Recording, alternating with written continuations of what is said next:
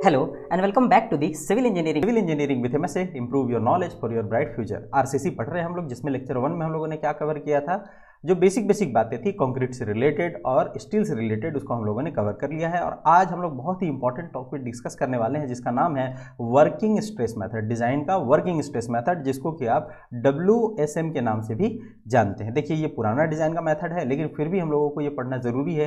क्यों? क्योंकि सिलेबस में भी रहता है, और दूसरी बात यह है कि आरसीसी के बहुत सारे ऐसे बेसिक्स बात हैं जो बिना WSM को कवर किए हम लोग आगे नहीं बढ़ सकते। तो बिना टाइम को गवाए आइए हम लोग सब्जेक्ट को करते हैं स्टार्ट। देखिए, WSM को स्टार्ट करने से पहले हम लोगों को जरा ये जानना पड़ेगा कि कवर क्या होता है। उसके बाद बात समझ में आएगी कि कवर के भी दो टाइप है, इफेक्टिव और नॉमिनल कवर। ये चीज़ें होती क्या है, ये हमको जानने के लिए पहले ये जानना पड़ेगा कि कवर क्या है। देखिए, जब आप कोई एक बीम बनाते हैं ना, मैं एक बीम बनाने की कोशिश कर रहा हूँ, डायग्राम थोड़ा आड़ा टेढ़ा हो सकता है, कोई दिक्कत की बात नहीं है, समझने के लिए है ना।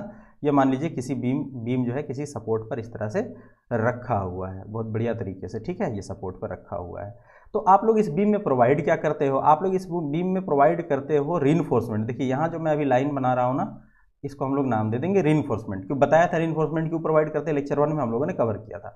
लेकिन ये जो रीइंफोर्समेंट है, इसको हम लोग क्या करते हैं, बीम के सरफेस से थोड़े ऊपर, यानी थोड़ा गैप प्रोवाइड करके क्या करते हैं, रीइंफोर्समेंट प्रोवाइड करते हैं। तो ये जो गैप हम लोग डिसाइड करेंगे, देखिए हर एक रीइंफोर्समेंट जो प्रोवाइड कीजिएगा हर एक स्ट्रक्चरल मेंबर के लिए, उसके लिए अपने अपने क्या है, कुछ कुछ डिस्टेंसेस होंगे। जैसे बीम के लिए यहाँ पर कुछ गैप दिखाई दे रहा है। अगर मैं बात करूँ कॉलम का, मान लीजिए इस तरह का कोई कॉलम है, कॉलम कौन सा है, कंप्रेशन मेंबर। इसमें भी जो रीइंफोर्समेंट आप प्रोवाइड करिएगा कुछ इस तरह से करिएगा, है ना, कुछ दोनों साइड में गैप बन जाएगा। इतना डिस्टेंस के बाद ही आप क्या कीजिएगा, रीइंफोर्समेंट प्रोवाइड कीजिएगा। तो ये डिस्टेंस को कवर करना, ये डिस्टेंस कितना होगा, इसको हम लोग डिसाइड करते हैं बाय यूजिंग ऑफ कवर। ठीक है, कवर किसी भी मटेरियल का हो सकता है। ज़्यादातर केसेस में पहले कंक्रीट के कवर चलते थे, फिर देखा गया कि कभी कभी मोल्टार के भी कवर चलते हैं, और प्लास्टिक के भी कवर आजकल मार्केट में आ चुके हैं। तो देखिए, कवर भी दो तरह के होंगे ना, नॉमिनल कवर और इफेक्टिव कवर। ये जो देखिए एक बीम का क्रॉस सेक्शन मैंने बना रखा है, जैसे यही एक बीम है ना, इसका क्रॉस सेक्शन इधर से काटा मैंने, और इस सरफेस को देखने की कोशिश कर रहा हूँ यहाँ ये डायग्राम की तरफ। तो यहाँ देखिए कि आपको क्या दिखाई दे रहा है कि ये जो मेन रीइंफोर्समेंट है ना, ये दो जो मेन रीइंफोर्समेंट है, ये क्या है, बिल्कुल सरफेस पर नहीं है, कुछ डिस्टेंस पर है। तो ये डिस्टेंस पर है, तो यहाँ जरूर आपको कुछ एक ऐसा सपोर्ट देना पड़ा होगा, एक ऐसा क्या देना पड़ा होगा, कवर देना पड़ा होगा, ताकि क्या हो सके, ये कुछ डिस्टेंस पर रीइंफोर्समेंट रखा जा सके। ठीक है, इसी को हम लोग नाम देते हैं कवर। और ये कवर देखिए दो तरह के हो सकते हैं, आइदर ये नॉमिनल कवर होगा और आइदर क्या होगा, ये इफेक्टिव कवर होगा। अब इफेक्टिव कवर किसको कहेंगे और नॉमिनल कवर किसको कहेंगे, ये बात बिल्कुल समझने के लायक है। देखिए, पहली बात मैं आप लोगों को बताता हूँ, जो मैंने अभी बीम का डायग्राम बनाया था ना, थोड़ा कोशिश करता हूँ फिर से एक बार हल्का सा, एक बीम ही सिर्फ बनाते बिना सपोर्ट के, समझ में आ जाएगी। ये जो बीम का जो डेप्थ होगा ना, इसको हम लोग कहेंगे टोटल डेप्थ। अगर इस बीम को मैंने क्या किया है भाई, यहाँ से काटा है ना, और इधर से खड़े होकर देख रहा हूँ, तो इसका मतलब क्या है, देखिए कि टॉप फाइबर से लेकर के बॉटम फाइबर तक, है ना, टॉप फाइबर से लेकर के बॉटम फाइबर तक, जहां तक कि कंक्रीट आपको दिखाई दे रहा है, इस पूरे डिस्टेंस का क्या नाम हो जाएगा जी, इसका नाम हो जाएगा टोटल डेप्थ। टोटल डेप्थ इसको हम लोग हमेशा कैपिटल D से दिखाएंगे। जहां भी कैपिटल D लिखा हुआ रहे, ये बात समझ जाइएगा कि हम लोग किसके बारे में बात कर रहे हैं, हम लोग बात कर रहे हैं टोटल डेप्थ के बारे में। टॉप फाइबर से लेकर के रिइंफोर्समेंट के, ये जो मेन रिइंफोर्समेंट है, मेन रिइंफोर्समेंट की बात कर रहा हूँ, है ना, जो ऊपर रिइंफोर्समेंट दिखाई दे रहा है ये नॉमिनल, अभी इसकी बात हम लोग नहीं कर रहे हैं। जब डबली रिइंफोर्स बीम पढ़ेंगे तब इस पर बात करेंगे। अभी हम लोग सिर्फ क्या काम करें, एक सिंगली रिइंफोर्स बीम का एग्जांपल लेकर के चलते हैं। देखिए हो क्या रहा है, इस रिइंफोर्समेंट के सेंटर तक, है ना, इस रिइंफोर्समेंट के देखिए सेंटर तक मैंने लाइन बना रखी है। ये जो अपने पास में डेप्थ कहलाएगा, इसका नाम होगा इफेक्टिव डेप्थ। इफेक्टिव डेप्थ, और इसको हमेशा हम लोग किससे दिखाएंगे, स्मॉल d से दिखाएंगे। दो चीजें हैं, पहली बात क्या है, टोटल डेप्थ, और ये क्या कहलाएगा आपका, इफेक्टिव डेप्थ कहलाएगा। ये जो सेंटर है इस रिइंफोर्समेंट का CG है, इस रिइंफोर्समेंट के CG से लेकर के बॉटम फाइबर तक का जो डिस्टेंस है, ये जो गैप है, यहां पर अगर आपने कैलकुलेट करके और कवर लगाया, तो इस कवर का नाम हम लोग क्या दे देंगे, इफेक्टिव कवर। इफेक्टिव कवर, ठीक है जी। यानी इफेक्टिव डेप्थ के बाद जो लेंथ बच रही है, उसके लिए अगर आपने कवर प्रोवाइड किया, तो हम लोग क्या नाम देंगे, इफेक्टिव कवर। लेकिन ये जो देखिए बात क्या समझ में आ रही है कि एक काम ये भी तो हो सकता था कि हम लोग टोटल डेप्थ से आगे बढ़ें, आगे बढ़ते के साथ हम जो है क्या करें, रीइंफोर्समेंट के सेंटर को ना लेकर के ये बॉटम मोस्ट पोर्शन ना, ये नीचे वाला जहाँ रीइंफोर्समेंट आकर के देखिए यहाँ पर खत्म हो रहा है, यहाँ तक, उसके बाद में जो गैप बच रहा है ना, ये छोटा सा गैप, यानी रिइंफोर्समेंट जहाँ पर खत्म हो रहा है उसके बाद ये वाली गैप, अगर आप यहाँ इस साइड में देखें तो ये वाला जो गैप है, यहाँ पर अगर आप कोई कवर प्रोवाइड करेंगे तो इस कवर का नाम क्या हो जाएगा आपका, नॉमिनल कवर। नॉमिनल कवर, ठीक है। कवर दो तरह के हो सकते हैं, इफेक्टिव कवर और नॉमिनल कवर, ठीक है। जो नॉमिनल कवर है इसको आप लोग क्लियर कवर के भी नाम से जानते हैं, बहुत जगह इसको क्या कहा जाता है, क्लियर कवर।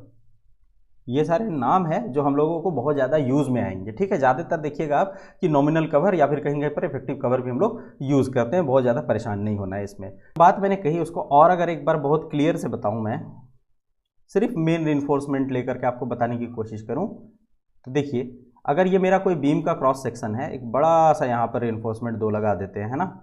तो मैंने क्या कहा कि इस रिइंफोर्समेंट के सेंटर से लेकर के और यहाँ तक का जो डिस्टेंस होगा, पहली बात है टॉप फाइबर से लेकर के रिइंफोर्समेंट के सीजी तक का, सेंटर तक का जो डिस्टेंस हमारे पास, उसको हम लोग नाम देते हैं इफेक्टिव डेप्थ। इफेक्टिव डेप्थ के बाद देखिए ये जो पूरा स्पेस बच रहा है ना, ये बॉटम फाइबर तक, यहाँ पर अगर हम लोग कोई कवर प्रोवाइड करेंगे तो इसका नाम भी क्या हो जाएगा, इफेक्टिव कवर। लेकिन ऐसा तो नहीं है ना सिर्फ ऐसा ही काम कर सकते हैं, इफेक्टिव कवर प्रोवाइड कर सकते हैं, नहीं। अगर हमको मन करे तो इस रिइंफोर्समेंट के बॉटम से लेकर के यहाँ तक का डिस्टेंस ले लेंगे हम लोग, कहाँ तक का, बॉटम फाइबर तक का, और यहाँ पर अगर हम लोग कोई कवर प्रोवाइड कर रहे हैं तो इस कवर को हम लोग नाम देंगे नॉमिनल कवर, ठीक है। बहुत जगह इसको क्लियर कवर भी कहा जाता है, ठीक है। ये दो नाम है जो हमारे लिए बहुत ज़्यादा क्या हो जाएंगे, इंपॉर्टेंट हो जाएंगे। देखिए अब बात समझते हैं कि इस कवर से रिलेटेड हमारे पास क्या क्या क्वेश्चंस आ सकते हैं। देखिए पहली बात यह है कि नॉमिनल कवर की मैं बात कर रहा हूँ, जहाँ मैं नॉमिनल कवर की बात करूँगा, नॉमिनल कवर या फिर क्लियर कवर, तो आपको ये बात समझ जाना होगा कि मैं क्या बात कर रहा हूँ। कि अगर ये कोई एक बीम है, देखिए फिर से बता रहा हूँ क्योंकि बहुत ही इंपॉर्टेंट है ये कवर, एक बार जो समझ में आ गया ना तो बीम की डिज़ाइन बिल्कुल समझ में आ जाएगी। इसके बॉटम फाइबर से लेकर के यहाँ तक का जो डिस्टेंस है, यहाँ पर अगर आपने कोई कवर प्रोवाइड किया तो इसको क्या नाम दे देंगे हम लोग, इसको नाम दे देंगे नॉमिनल कवर या फिर क्लियर कवर। देखिए क्लियर कवर की साइज है, हमारे पास जो स्ट्रक्चरल बेसिक मेंबर है क्या क्या है, देखिए स्लैब बन सकता है, बीम बनेगा, कॉलम बनेगा, फाउंडेशन बनेगा। तो nominal value of cover in mild exposure, ठीक है, यानी मीडियम एक्सपोजर के केस में देखिए कितना लिया जाता है, ठीक है। ये थंब रूल के हिसाब से 20 mm स्लैब के लिए, बीम के लिए 25 mm। ये 20 mm का मतलब क्या होगा, देखिए यहाँ पर जो आप कवर ब्लॉक लगाओगे, ये कोई मान लीजिए ब्लॉक लगाया ना रिइंफोर्समेंट को क्या करने, बॉटम फाइबर से कुछ ऊंचा रखने के लिए, तो इसका जो हाइट है स्लैब के केस में वो कितना हो जाएगा, 20 mm हो जाएगा, ठीक है। ये आपको ध्यान रखना है। बीम के केस में है क्या है 25 mm, कॉलम के केस में 40 mm और फाउंडेशन के केस में 50 mm होता है। और बहुत ध्यान से इस बात को याद रखिएगा क्योंकि बहुत बार क्या है एग्जामिनेशन में ये पूछा जाता है। इसमें बच्चों को जो है एक कन्फ्यूजन होता है कि कॉलम में कवर कैसे लगेगा। देखिए कॉलम में कवर कैसे लगेगा, मैं एक डायग्राम बना करके आपको समझाने की कोशिश करता हूँ, शायद बात समझ में आ जाए। ये सपोज दैट हमारे पास कोई एक कंप्रेशन मेंबर है, ठीक है। यहाँ मान लीजिए ऊपर जो है वो स्लैब वगैरह कुछ बीम है, ठीक है। ये मान लीजिए कोई कंप्रेशन मेंबर है, इसमें आप क्या करिएगा भाई, रिइंफोर्समेंट प्रोवाइड कीजिएगा, यही तो काम हम लोगों को करना है ना। तो रिइंफोर्समेंट हम लोग कैसे प्रोवाइड करेंगे, बिल्कुल कंक्रीट मास से जो है सटा करके करेंगे नहीं ना, ठीक है, क्योंकि बाहर अगर वो कांटेक्ट में आता है एटमॉस्फेयर के तो कोरोजन होने के चांसेस रहेगा। तो कंक्रीट के अंदर रखेंगे, जब कंक्रीट के अंदर, ये ग्रीन कलर से मैंने बना रखा है क्या कि कंक्रीट के अंदर हमने रिइंफोर्समेंट प्रोवाइड किया। तो देखिए कंक्रीट के अंदर रखने के लिए आपको क्या चाहिए, बाहर से एक सपोर्ट चाहिए होगा ना, जिससे कि आपको ये डिसाइड कर सके कि भाई इतने ही डिस्टेंस पर रखना है। तो ये जो देखिए इस तरह से मैंने दोनों साइड में एक एक बना के दिखाया है, ये डिपेंड करता है लेंथ ऑफ द कॉलम कितना है, कितना आपको लगेगा, कितने डिस्टेंस पर लगाना है, यही तो डिजाइन है, ये हम लोग सीखेंगे एक एक बना करके, बस आपको समझाने की कोशिश कर रहा हूँ। देखिए ये जो ब्लू कलर से मैंने बनाया यही क्या कहलाएगा आपका कॉलम के लिए कवर। बीम के लिए नीचे देंगे, स्लैब के लिए भी क्या होता है भाई, नीचे जहाँ रिइंफोर्समेंट है वहाँ पर देंगे, फाउंडेशन में भी यही केस होता है। तो ये बात मेरे ख्याल से आप लोगों के समझ में आ गई होगी। अब चलते हैं हम लोग नेक्स्ट। देखिए वर्किंग स्ट्रेस मेथड में हम लोगों को डिज़ाइन फिलोसफी पढ़ना होगा। डिज़ाइन फिलोसफी मतलब क्या क्या इसकी फिलोसफी है, और यही जो फिलोसफी है इससे हम लोग बहुत सारी चीज़ों को बाद में बाहर निकालेंगे। देखिए मैंने जैसे कहा था कि ये पुराना मेथड है, ट्रेडिशनल मेथड है डिज़ाइन का। इसमें हम लोग एज्यूम करते हैं कंक्रीट को, क्या एज्यूम करते हैं, इलास्टिक। ये इस मेथड का सबसे बड़ा ड्रॉबैक भी है, ये सुनते के साथ आपके भी दिमाग में आ रहा होगा कि कंक्रीट किस तरह से इलास्टिक हो सकता है, कंक्रीट तो इलास्टिक हो ही नहीं सकता। लेकिन हम लोग एज्यूम करेंगे, इसको मानेंगे कि कंक्रीट क्या है, इलास्टिक है। कब मानेंगे, जब हम लोग डिजाइन करेंगे WSM में, वर्किंग स्ट्रेस मेथड में। उसके बाद हम लोग क्या मानेंगे, ये इलास्टिक हम लोगों को क्यों मानना पड़ा, क्यों मानना पड़ा। देखिए थर्ड लाइन में इस बात का आपको जवाब मिलेगा। ये हम लोगों ने इसीलिए माना क्योंकि फाइनली हमको ये बात निकालनी थी कि स्टील और कंक्रीट टुगेदर बिहेव्स इलास्टिकली, ठीक है। कंक्रीट और स्टील क्या करेगा, दोनों मिल करके एक इलास्टिकली बिहेव करेगा, ठीक है, ताकि कंक्रीट भी जो है वो क्या होगा, फैलेगा, सिकुड़ेगा, और स्टील भी जो है वो फैलेगा और सिकुड़ेगा। The basis of this method is that the permissible stress of concrete and steel are not exceed in any worst combination of working stress water. इसमें यह कहना चाह रहा है कि परमिसिबल स्ट्रेस की वैल्यू कंक्रीट और स्टील के लिए किसी भी हाल में एक्सीड नहीं करेगी। इसीलिए देखिए लास्ट क्लास में मैंने आप लोगों को बताया था, तो परमिसिबल स्ट्रेस, परमिसिबल स्ट्रेन की वैल्यू बताया था ना कि कितना आपको लेना है। तो WSM में हम लोगों को सबसे पहले ये रिस्ट्रिक्टेड किया जाता है कि जो आपको वैल्यू दिया हुआ है, परमिसिबल लिमिट दिया हुआ है कंक्रीट के लिए भी और स्टील के लिए भी, आप किसी भी कंडीशन में उस लिमिट से ज़्यादा आप आगे नहीं जा सकते हैं। ये कही जा रही है कि section are design to assuming the material obey Hooke's law. देखिए जब आप इसको इलास्टिक मान चुके हैं, within the elastic region काम कर रहे हैं, तो ये बात कहने में कोई शक की बात नहीं है कि हमारा जो मटेरियल है वो क्या करेगा, हुक्स लॉ को फॉलो करेगा। हुक्स लॉ में आप लोगों ने क्या पढ़ा था, जो बेसिक बात है वो बता रहा हूँ आप लोगों को, stress directly proportional to strain पढ़ा था। तो ये काम आपको आगे करना है, इसीलिए हम लोगों ने इस फिलोसफी में इस चीज़ को एज्यूम कर लिया है, ठीक है। अब देखिए नेक्स्ट क्या बात की जा रही है, यहाँ पर नेक्स्ट बात की जा रही है कि जो आपने अभी तक पढ़ा इसको हम लोग क्या करते हैं, डायग्राम के हिसाब से समझने की कोशिश करते हैं। बीम है जिसकी विड्थ हम लोग मान लेते हैं कि कितना है, देखिएगा बहुत ध्यान से, मैं बनाने की कोशिश करता हूँ, इसकी विड्थ हम लोग b मान लेते हैं। अच्छा, उसके बाद जैसे ही मैं स्मॉल d लिखूंगा, अब तो आपको ये बात समझ में आ गई होगी ना, यहाँ से ही लिख देता हूँ, ये मान लेता हूँ मैं, ये सपोज दैट ये स्मॉल डी है। जब स्मॉल डी लिखूँ इसका मतलब क्या है कि मैं लिख रहा हूँ इफेक्टिव डेप्थ को, और total depth of the beam हमको बताया गया है इसमें कि कितना होना चाहिए, total depth of the beam होना चाहिए आपके पास, ये top to bottom fibre, capital D लिख देते हैं टोटल डेप्थ, ठीक है। अब हम लोग क्या करते हैं, जरा इसका स्ट्रेस और स्ट्रेन डायग्राम बना करके देखते हैं। देखिए देख करके बहुत ज़्यादा घबराहट लगेगा, कुछ नहीं है, बिल्कुल आसान सी बात है। स्ट्रेस और स्ट्रेन डायग्राम देखिए क्या है कि आपने अभी एज्यूम किया ना, क्या एज्यूम किया, देखिए दो चीज़ें आपने एज्यूम किया कि कंक्रीट जो है वो इलास्टिकली बिहेव करेगा, यानी स्टील और कंक्रीट दोनों ही कैसा बिहेव करेगा, इलास्टिकली बिहेव करेगा। पहली बात आपने यहाँ पर ये बात समझ ली। दूसरी बात आपने क्या कही कि ये जो मटेरियल है हमारा जो, वो क्या करेगा, हुक्स लॉ को ओबे करेगा। जब हुक्स लॉ को ओबे करेगा इसका मतलब कि डायग्राम कैसा बनेगा, लीनियर बनेगा। सबसे पहले मैं स्ट्रेन डायग्राम बनाता हूँ। स्ट्रेन डायग्राम देखिए, कंक्रीट के लिए हम लोग क्या करते हैं, और इसको लीनियर पहले बनाते हैं फिर बात करते हैं। देखिए लीनियर वेरी करेगा। देखिए कंक्रीट के लिए हम लोगों ने माना कि जो स्ट्रेन है वो कितना गया, स्ट्रेन ऑफ कंक्रीट है ये, और चूंकि ये हुक्स लॉ को ओबे कर रहा है तो बिहेवियर कैसा होगा, इसका लीनियर बिहेवियर होगा। और यहाँ पर हम लोगों ने देखिए ये जो मिड पोर्शन है, मिड पोर्शन जो है वो कहलाएगा आपका NA, न्यूट्रल एक्सिस।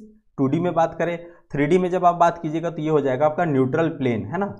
जब थ्योरी ऑफ सिंपल बेंडिंग आप लोगों ने सॉन्ग में पढ़ा था तो उस वक्त आपने पढ़ा होगा कि जब कोई मटेरियल बेंड करता है तो कोई एक ऐसा प्लेन होता है जिसमें कि स्ट्रेस और स्ट्रेन की कोई वैल्यू नहीं होती है, उसको हम लोगों ने NA नाम दिया था, ठीक है। वो बिफोर एंड आफ्टर बेंडिंग अपने ही पोजीशन पर रहता है। तो देखिए न्यूट्रल एक्सिस के ऊपर की तरफ हम लोग मानते हैं स्ट्रेन ऑफ कंक्रीट, और न्यूट्रल एक्सिस के नीचे की तरफ हम लोग मानते हैं स्ट्रेन ऑफ स्टील। देखिए न्यूट्रल एक्सिस से नीचे हम मानेंगे कि स्ट्रेस और स्ट्रेन दोनों ही सिर्फ और सिर्फ किसकी वजह से होगा, स्टील की वजह से होगा।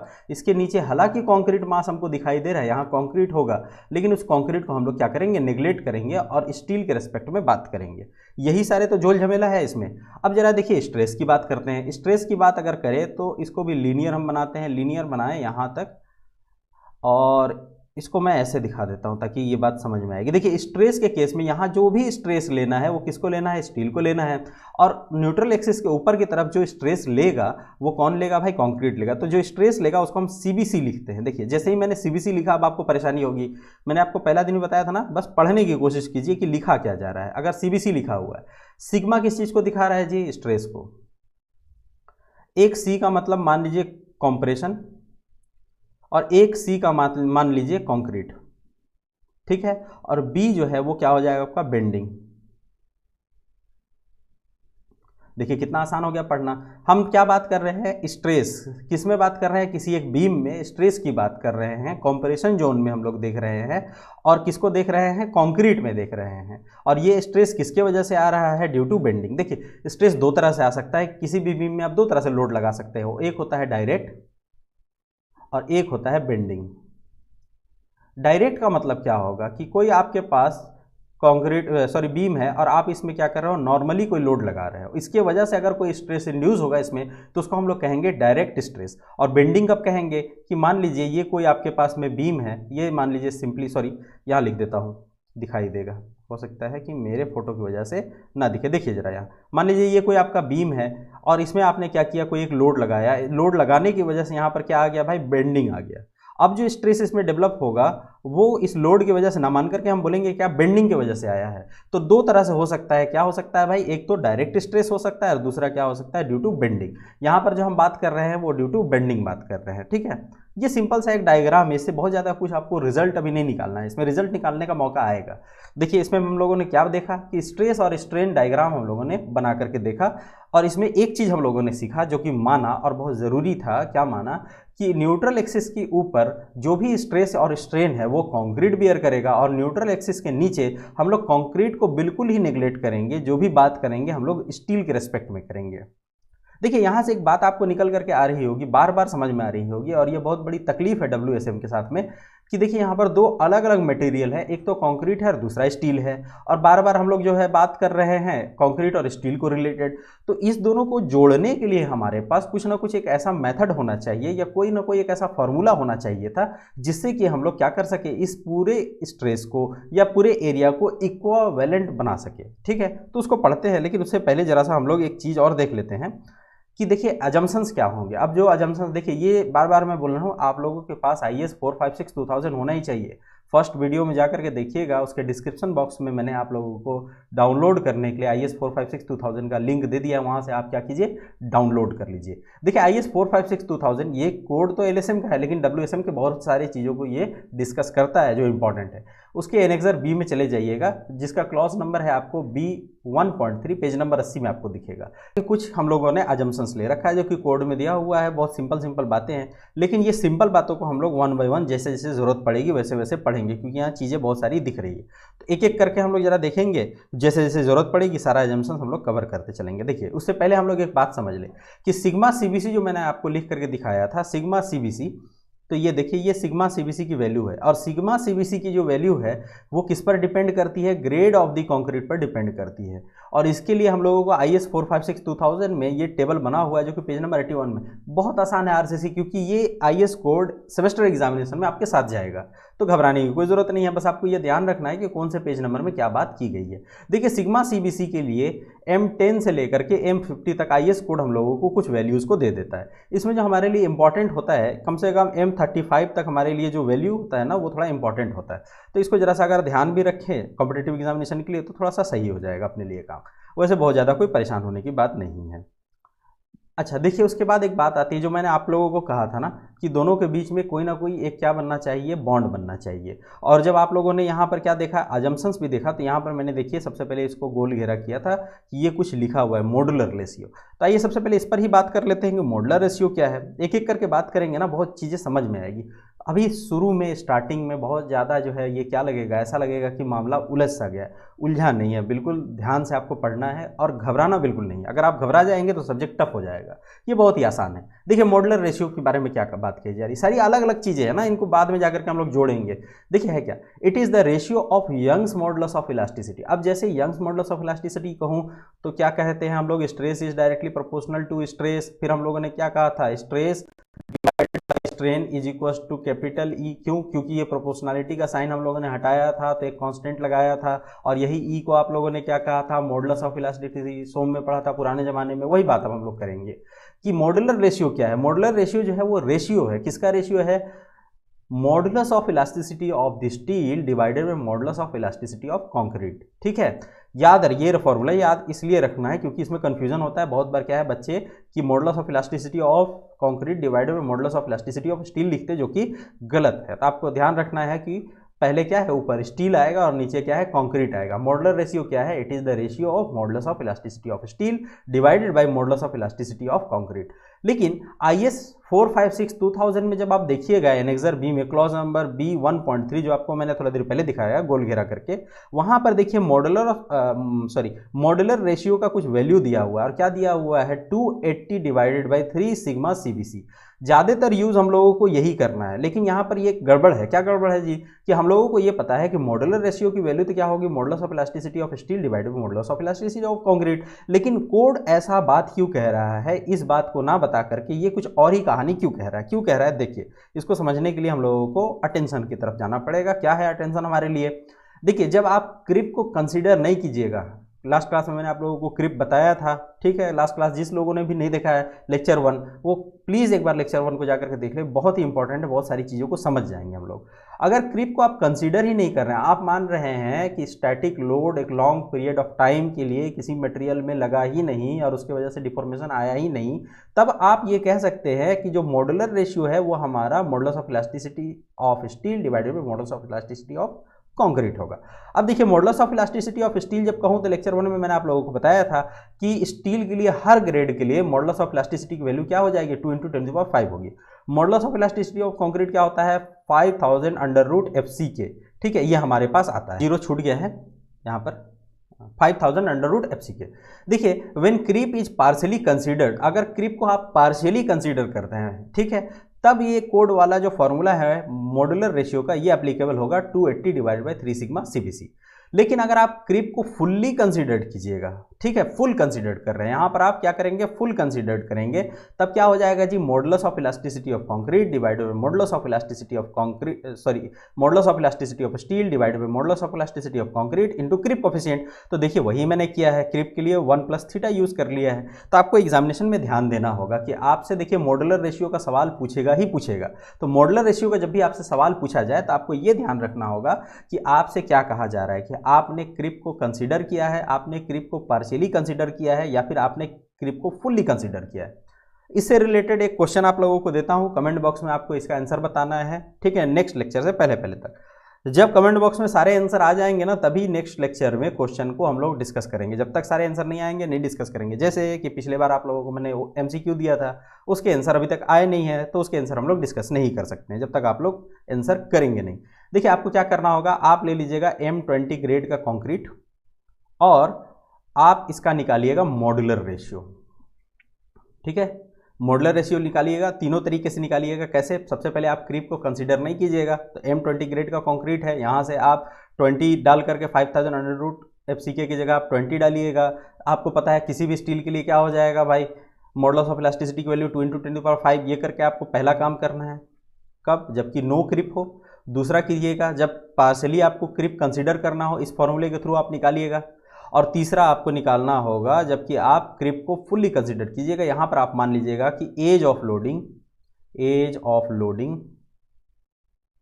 1 ईयर ही मान लीजिए, चलिए ठीक है, 1 ईयर एज ऑफ लोडिंग मान करके आपको तीनों कैलकुलेट करके कमेंट बॉक्स में कमेंट करना है राइट आंसर। चलिए आगे बढ़ते हैं। क्या है इक्विवेलेंट सेक्शन, मतलब कि आपको एक तो सेक्शन आपके पास कंक्रीट है और एक क्या है आपके पास स्टील है। आपको एक कोई बीच बीच का सेक्शन ऐसा चाहिए होगा ना, जो कि आपको कंक्रीट को आप किस में, स्टील में कन्वर्ट कर सके और स्टील को कंक्रीट में कन्वर्ट कर सके। ऐसा आपको क्या चाहिए, एक अरेंजमेंट चाहिए, वो अभी हम लोग फाइंड आउट करेंगे और WSM में इसकी बहुत ज़्यादा जरूरत पड़ जाती है।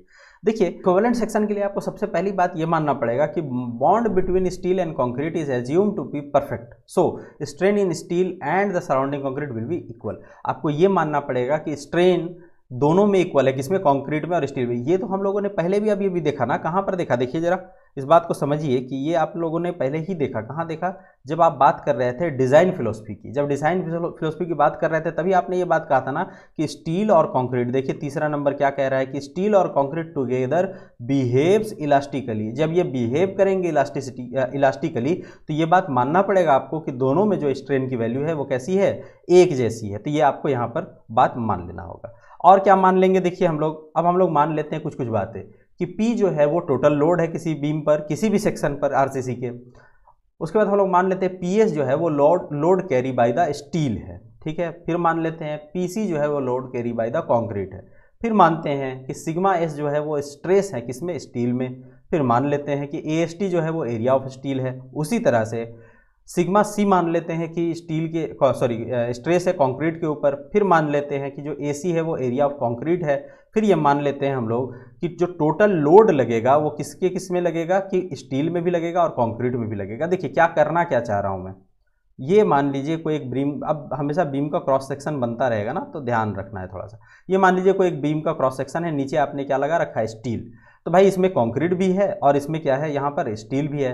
तो यही सारी चीज़ों को हम लोगों ने अलग अलग पहले मान लिया है, और इस पर हम लोगों ने जो लोड लगाया P, तो हम ये मानते हैं कि इस P लोड का जो PS है वो कंक्रीट लोड कैरी कर रहा है, और PS जो है वो स्टील कैरी कर रहा है, और PC जो है वो कंक्रीट कैरी कर रहा है। तो वही हम लोगों ने बात कही कि इतना इतना लोड जो है स्टील और कंक्रीट कैरी कर रहा है। उसके बाद स्ट्रेस हम लोगों ने एज्यूम कर लिया और एरिया एज्यूम कर लिया। फिर हम लोगों ने कहा कि जो टोटल लोड होगा वो कितना लोड होगा, कि कंक्रीट ने कितना लोड लिया प्लस स्टील ने कितना लोड लिया, यही तो टोटल लोड होगा ना जितना आपने लगाया है।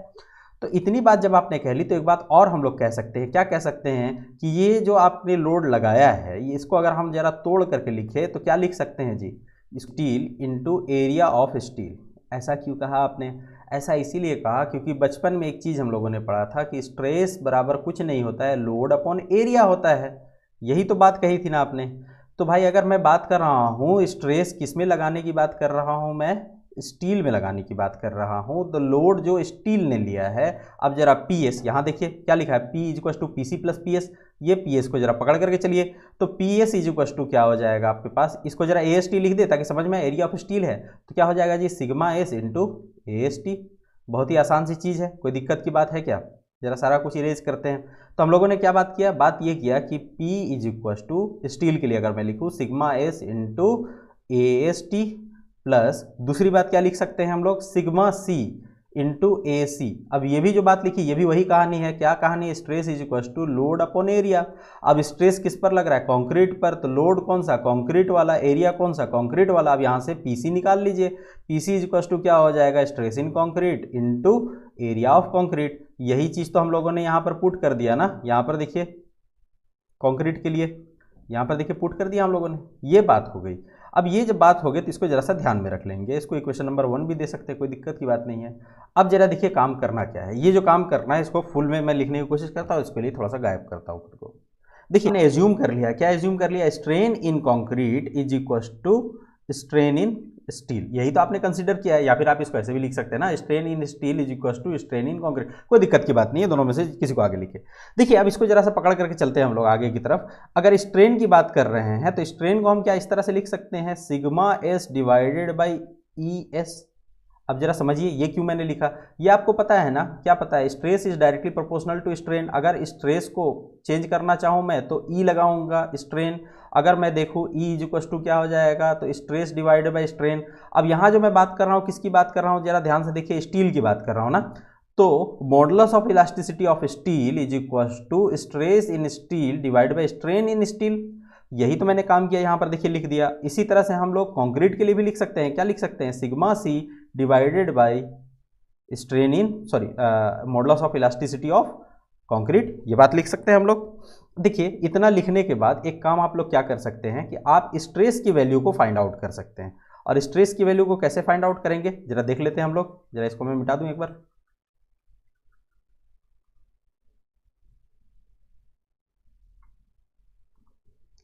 ठीक है, अब आप क्या कर सकते हैं कि स्ट्रेस इन स्टील आप फाइंड आउट कर सकते हैं। कैसे कर सकते हैं, stress in steel is equal to, आप क्या मैं ये लिख सकता हूं, modulus of elasticity of steel divided by modulus of elasticity of concrete into stress in concrete. इस बात को लिख सकता हूं मैं। इसको और जरा अगर मैं ध्यान से लिखूं, देखिए जरा इसी लाइन को और अगर मैं ध्यान से लिख रहा हूं तो लिख सकता हूं stress in steel is equal to m times of stress in concrete. ये m क्या है, ये m जो है वो आपका क्या है, मॉडुलर रेशियो। ठीक है, ध्यान है, मॉडुलर रेशियो हम लोगों ने पढ़ा था। ये मॉडुलर रेशियो क्या मैंने आपको बताया था, modulus of elasticity of the steel divided by modulus of elasticity of the concrete. ठीक है, तो इसके जगह मैंने क्या किया, मॉडुलर रेशियो को पुट कर दिया ना इसके जगह, क्योंकि पहले ही बता रखा है। तो ये जब पुट किया तो मैंने, अब देखिए मेरे पास इक्वेशन क्या बन करके आया कि stress in steel is equal to m times of stress in concrete. तो अब अगर कभी हमको स्ट्रेस कन्वर्ट करना रहा तो ये बहुत आसानी से हम लोग कर सकते हैं।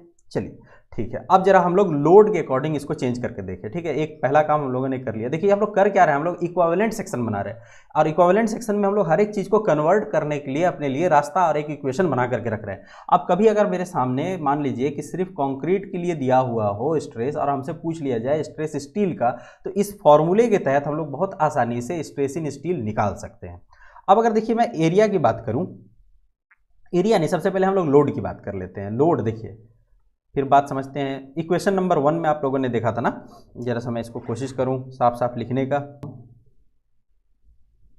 इक्वेशन 1 जो आपको मैंने अभी अभी बताया था, आपने इक्वेशन 1 में क्या लिखा था जी, P इज इक्वल टू, देखिए P इज इक्वल टू आप लोगों ने क्या लिखा था, सिग्मा एस यानी स्ट्रेस इन स्टील है ना, into AST area of steel plus sigma C यानी stress in concrete into AC area of concrete. देखिए अब यहाँ पर क्या है, लोड है ना, टोटल लोड हमने पहले ही बताया था ना, लोड क्या है, कुछ लोड जो है वो स्टील ले लेगा प्लस कुछ लोड क्या ले लेगा, कंक्रीट ले लेगा। उसको हम लोगों ने इस तरह से चेंज करके लिखा था।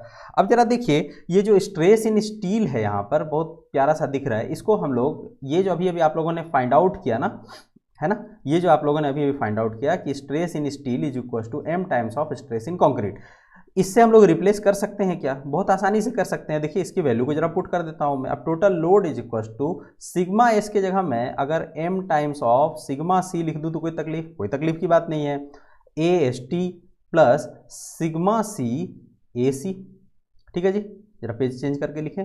अब देखिए इससे हम लोगों को फ़ायदा क्या हुआ है, इससे हम लोगों को फ़ायदा ये हुआ कि यहाँ से देखिए मैं क्या कर रहा हूँ अभी, मैं भी क्या कर रहा हूँ, देखिए यहाँ से मैं क्या करूँ, क्या कॉमन निकाल सकता हूँ, देखिए सिग्मा सी को कॉमन निकाल सकता हूँ ना, तो इसको कॉमन निकाल करके जरा देखते हैं क्या होगा। बिल्कुल इसी तरह से है ना, बहुत कोई टफ चीज़ नहीं है, एक एक काम अपने से सोचिए और करते रहिए। m time of AST plus AC ये होगा। अच्छा अब जरा मैं सिग्मा सी को यहाँ से निकालने की कोशिश करूँ कि सिग्मा सी की वैल्यू कितनी हो जाएगी, इक्वल टू क्या हो जाएगा, सिग्मा सी इक्वल टू हो जाएगा P divided by m time of AST plus AC, यही हो जाएगा। देखिए यहाँ पर ये जो m टाइम ऑफ AST, ये देखिए ये वाला जो आपने नीचे में टर्म निकाला ना, m time of AST plus AC लिखा हुआ है ना, इसको हम लोग क्या लिख सकते हैं, इसको हम लोग यहाँ पर चेंज करके लिख सकते हैं कि P divided by area equivalent of concrete. ठीक है, ये हम लोगों ने लिखा। देखिए क्यों लिखा, अब इसका यूज आ रहा है। देखिए आपने क्या लिखा, इस बात को समझिएगा कि एरिया इक्विवेलेंट इन कंक्रीट का मतलब क्या होगा, equivalent area of the section in terms of concrete. इसका मतलब क्या हो जाएगा, equivalent area of section in terms of concrete. अब जरा इसको डिफाइन कर लेते हैं ना, बिना किसी चीज़ को डिफाइन किए हुए यदि अगर हम लोग पढ़ें तो बात बिल्कुल नहीं समझ में आएगी। आपने क्या कहा कि area equivalent concrete is equal to, आपने कहा कि m time of AST plus AC होगा, यही तो बात कही गई। अब इस बात को जरा सा बदलने की कोशिश करते हैं। ठीक है, जरा इसको अरेंज करके मैं लिखता हूँ ताकि थोड़ा सा समझने में आसान हो जाएगा। ठीक है, इसको मैं क्या करूँ, AC को पहले लिख देता हूँ ताकि थोड़ा समझने में आसान हो जाएगा, कन्फ्यूजन नहीं रहेगा, है ना, कोई दिक्कत की बात नहीं है, हम लोग ये काम तो कर ही सकते हैं। ये बात है। यहाँ पर देखिए मैं क्या कर रहा हूँ, यहाँ पर मैं कर रहा हूँ कि एरिया ऑफ कंक्रीट जो है इसको मैं चेंज कर सकता हूँ क्या, एरिया ऑफ स्टील पे कर ही सकते हैं ना। क्यों, क्योंकि जरा देखिए यहाँ पर total area is equal to क्या हो सकता है जी, area of concrete plus area of steel, यही तो मिल करके टोटल एरिया बनेगा ना किसी भी एक सेक्शन में। अगर आप बीम का ही एग्जांपल ले ले तो बीम में ही यही तो बात होगी ना, टोटल एरिया ऑफ बीम कितना है मैं आपसे पूछूंगा तो आप क्या कहिएगा कि जितना एरिया जो है कंक्रीट ने ले रखा है और प्लस जितना एरिया जो है स्टील ने ले रखा है, दोनों को जोड़ेंगे तो टोटल एरिया हमारे पास निकल करके आ जाएगा।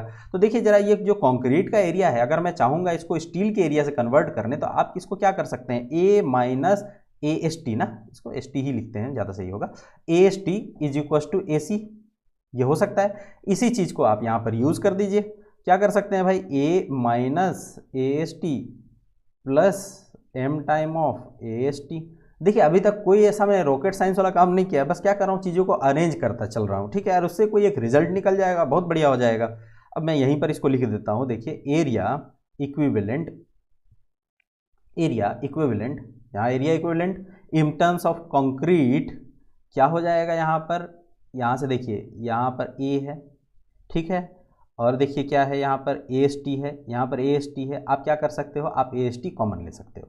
तो ए प्लस थोड़ा सा अरेंज करके मैं लिख दूँ, m-1 times of A S T. जरा अपने कॉपी में लिखिएगा तब आपको बात समझ में आएगी, नहीं तो बड़ा कंफ्यूज हो जाइएगा। ठीक है, देखिए तो ये जो देखिए हमारे पास निकल करके आया, आपने क्या क्या निकाला है अभी तक आपने जो है स्ट्रेस को कन्वर्ट करके देखा, आपने लोड को कन्वर्ट करके देखा, और अब हम लोग बात कर रहे हैं एरिया को हम लोगों ने कन्वर्ट कर दिया। यानी अब कंक्रीट और स्टील में हम लोगों से कुछ भी बात की जाए तो हम लोग इजीली उसको कन्वर्ट कर सकते हैं बाय यूजिंग ऑफ दिस।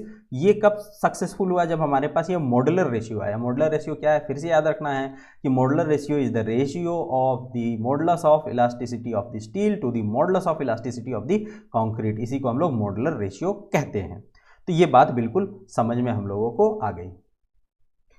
अब देखिए ये बात आपको समझने के बाद सीधे सीधी बात आ जाती है किसकी, एमसीक्यू की, जो कि आपको करना होगा। और एमसीक्यू कौन से, जो कि एसएससी जेई में आए हुए हैं विथ ईयर वाइज आपको बता रहा हूँ। देखिए क्या क्या है, कुछ कुछ चीज़ें हो सकती है कि आपको नया मिले। देखिए नंबर ऑफ क्वेश्चन में क्या होगा, बहुत सारी चीज़ें आपको नया भी चीज़ें मिल सकती है, तो उसको सीखना पड़ेगा, ढूंढिए और सीखिए। देखिए पहला सवाल क्या है, impact load result from which type of effect of loads applied. ये बिल्कुल जनरल दिमाग वाली बात है, ये आपके आईक्यू लेवल पर सॉल्व होगा ये सवाल।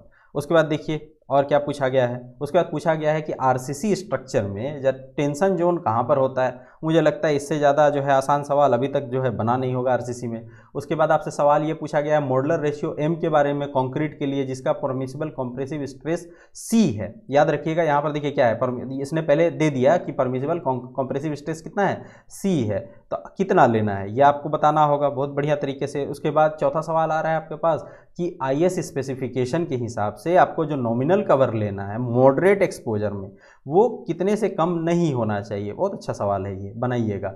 उसके बाद जो है वो पांचवा सवाल ये कहा जा रहा है कि characteristic strength of the concrete in actual steel structure is taken as. Characteristic strength मैंने आपको बताया था कंक्रीट का, ठीक है, एक्चुअल स्टील स्ट्रक्चर में कितना लेना होगा ये बता दीजिएगा। छठा नंबर सवाल है कि मॉडुलर रेशियो कितना होगा, modular ratio is given by. ठीक है, ये सारे सवाल हैं और सवाल मैं इसीलिए लेकर के आता हूं ताकि आप इसको बहुत अच्छी तरह से सॉल्व करें और क्या करें कि जो आपने पढ़ा है उस पर आपको थोड़ा कमांड आ जाए और कॉन्फिडेंस आ जाए। आपको करना क्या होगा, आपको करना है कि सारे सवाल को सॉल्व करना है और कमेंट बॉक्स में उसका आंसर डालना है। जैसे ही आप लोग आंसर डालना स्टार्ट कर दोगे तो फिर जो भी पिछले भी सवाल है और अभी कोई सवाल है सब हम लोग एक दिन बैठ करके डिस्कस कर सकते हैं बहुत अच्छी तरीके से। तो इससे क्या होगा, और ज़्यादा चीज़ें सीखने को मिलेगी। और आपको क्या करना है, जो भी मैंने आज आप लोगों को बताया है उसको क्या कीजिए, अपने आईएएस कोड में मार्क कीजिए और कोशिश कीजिए कि जो हम लोगों ने इक्विवेलेंट सेक्शन के बारे में पढ़ा है उसको एक बार खुद से भी हाथ से सॉल्व करके देखिए, जिससे क्या होगा कि आपको चीज़ें समझ में आएगी। जो भी मैंने आपको पढ़ा है उसको क्या कीजिए, आप अपने कॉपी में नोट कीजिए और बहुत आराम से पढ़ते रहिए, क्योंकि इसके अलावा हमारे पास दूसरा कोई विकल्प है ही नहीं। पढ़ने के अलावा कोई दूसरा विकल्प छात्र जीवन में हो भी नहीं सकता है। तो आपको क्या करते रहना है भाई कि अगर आपको ये काम पसंद आ रहा है तो आप इस वीडियो को लाइक कीजिए, मेरे चैनल को सब्सक्राइब कीजिए, अपने दोस्तों तक भी शेयर कीजिए और क्या कीजिए, इस पेंडेमिक में पढ़ते रहिए, अपना ख्याल रखिए, अपनों का ख्याल रखिए। Thank you for watching.